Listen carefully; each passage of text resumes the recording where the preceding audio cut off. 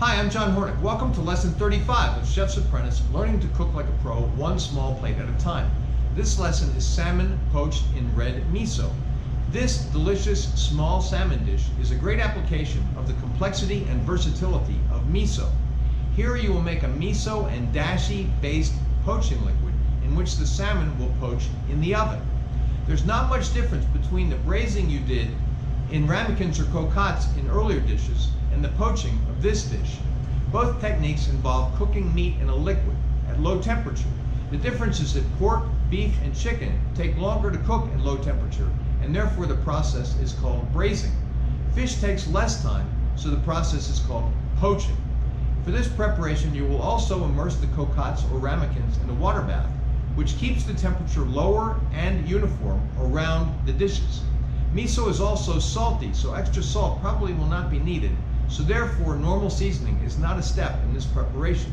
Techniques today are portioning salmon, making dashi, chopping, prepping scallions, making a poaching liquid, blanching and shocking, roasting and poaching in a water bath, grilling, broiling, and garnishing. So let's start cooking. Okay, let's talk about the mise en place for Lesson 35, salmon poached in red miso. Of course, we're going to need some salmon, and I have more than enough here. And this salmon needs to be skinned, and then it needs to be portioned for your particular ramekins or your cocottes. Now, I think I've shown you skinning before, but I'm going to do it one more time here so you see how to do it. You need a slicing knife. Hold your fingers at the very end of the skin that's sticking out the end of the fish, and then slide the knife under the fish at a slight downward angle to the board, and then pull on the skin as you slide your knife along. You can try to hold your knife in the same position and pull the skin toward you, and the skin will slip right off the bottom. Oh, skin's off, no skin left on the bottom. Okay, that's how you skin the fish. We will portion it when we are ready to put them into the ramekins. You will also need to have for this dish about 2 tablespoons of unsalted butter that has been softened. Now I have some clarified butter here that I made in a prior lesson. I'm just going to use some of that, but you need probably not even 2 tablespoons, but 2 tablespoons would be safe, and it needs to be softened because you're going to use it to butter the ramekins or cocottes, whichever you're using. You'll need to have about a half a cup of red miso. We've used miso before. You need to have about a half a cup of dashi. There's a separate lesson, bonus lesson on making dashi. Very easy to do, takes only a few minutes, and 2 ingredients, which is kombu and bonito flakes. But you can learn that from the bonus lesson. We'll need to have about 3 tablespoons of honey. I'm just going to eyeball it, so I've got the whole bottle of honey here. Need to have about 6 cloves of garlic that have been finely chopped. Sansho pepper. Sansho pepper is a Japanese pepper. It's actually not really a pepper at all. It's from a small shrub or a small tree. They grind it up and it has kind of a peppery taste. We're going to use that today. And then you'll need to have 6 scallions that have been cut to be about 2 to 3 inches long, with the white part and the green part. You can see more green on some of these. And they've been blanched, shocked in an ice bath. How much blanching? About 30 seconds. Shocked in an ice bath and then blotted dry. And we're going to grill those a little bit later on. And then we'll need some olive oil. So that is all of the ingredients that we need. We'll break now, come back, and I'll show you the equipment you need for Lesson 35. All right, let's talk about the equipment that we'll need for Lesson 35. Of course, we'll need a cutting board and we'll need a chef's knife. We'll also need to have a slicing knife. You already saw me taking the skin off of the salmon. You'll need the slicing knife to do that. You'll also need the slicing knife to portion the salmon. You'll also need to have a blanching pot, which we have here on the stove behind me. I've already used it. I've already blanched those scallions. And we will need to have an ice bath to plunge those scallions in to stop the cooking. I've already done that. Afterward, you'll need to blot them dry. You can either use paper towels. I don't use too many paper towels. I usually use cloth towels. I use a clean cloth towel and blot them dry. You will need a mixing bowl to mix the miso and dashi mixture. You'll need to have ramekins or cocottes. I'm using about 4-inch ramekins today. They need to be buttered with that softened butter. I've already done that, so you'll need a brush to do that. Brush the insides, make sure you get the rim. Then we'll need to have a baking pan to put those ramekins in when they go into the oven.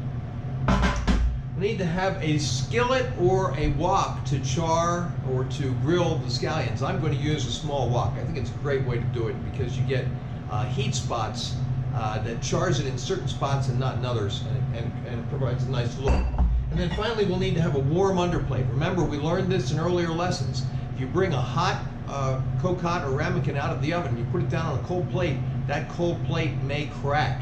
So we want to bring these up to about 150 so degrees in the oven before we put those hot cocottes or ramekins down on them when we serve. All right, that's all the equipment we'll need. We'll break, come back, and we'll start cooking.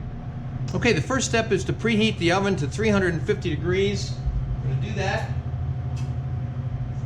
Okay, the first thing we have to do is to portion the fish so that it will fit into these particular ramekins. Now you're just going to have to eyeball this.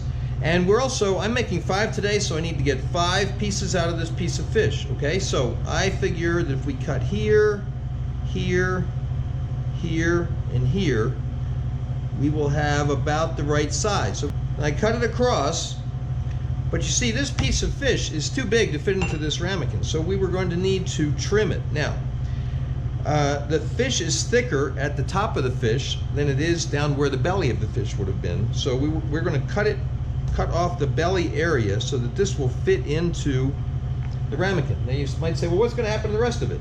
Some other recipe, okay? So we're going to cut another piece here, cut off that thinner piece, put that into the ramekin. And we'll do the same with the other 3.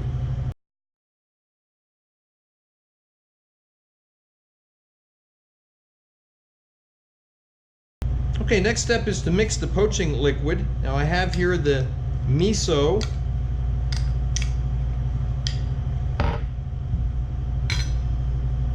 Then we'll add the dashi.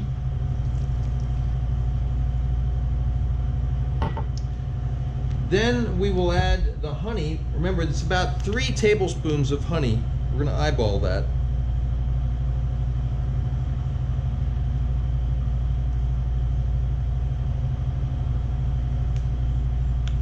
Okay, that's about 3 tablespoons. And then we're going to add the garlic.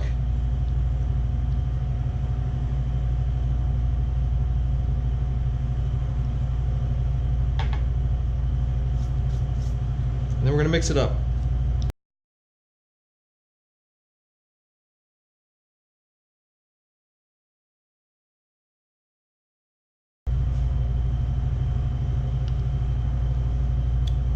Very tasty. Well, I've put the ramekins into this baking pan, and I actually added a 6th one. It's a different size, and I put all those extra pieces that we had into that smaller ramekin, and I'm going to just do that so it's all cooked at the same time. Now the next thing to do is to fill each one of these ramekins with the miso dashi sauce about about a third of the way up the sides of the ramekin. And because the fish is filling the ramekin, we'll have to put some down on both sides of it. On that one with the extra pieces, I'm just going to spoon some on top.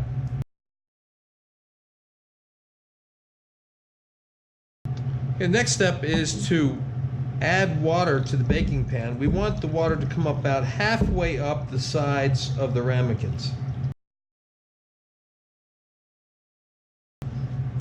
Okay, now this is going to go into the oven for 20 to 25 minutes. We're going to check them after 20.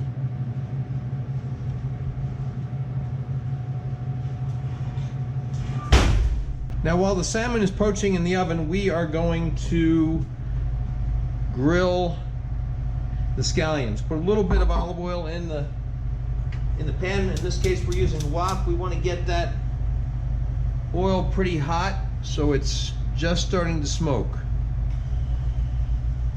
Okay, so the oil is just starting to smoke. I've taken the scallions, I've cut them into smaller pieces. Basically, I just cut them in half from where we had them before. Thought they might be better for garnishing that way. I'm going to give them some pepper, a little salt, and then we're going to to let them char in certain places. You can see there's already some brown on that one there. In a wok with hot heat, it's not going to take too long to do this.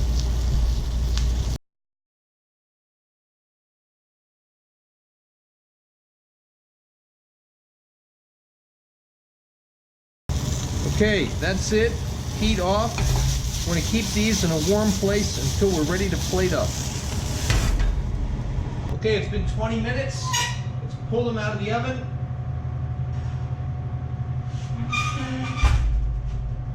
You got to be careful when you're doing this because of the water bath. Now,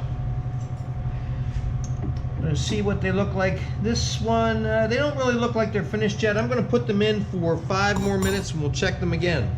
Now you could check the internal temperature with the thermometer to get to somewhere between 125 degrees and 140, but we're just going to do it by eye.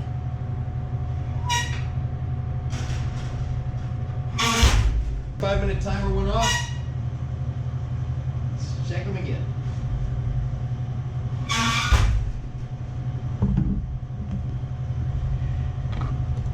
These are looking good. Okay, so these are going to go under the broiler, which I'm going to turn the oven up to broil right now. Okay, so we're going to put these into the broiler. Okay, so they were under the broiler for probably about 3 minutes. We're going to garnish them with some charred scallions.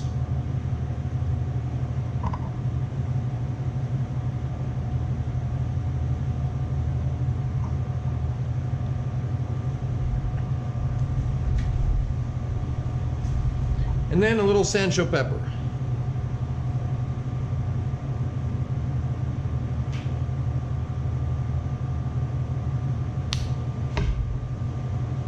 Okay, that's the conclusion of lesson 35, salmon poached in red miso. You can see photos of the finished dish at my Instagram, which is @ChefsApprentice Cook Like a Pro.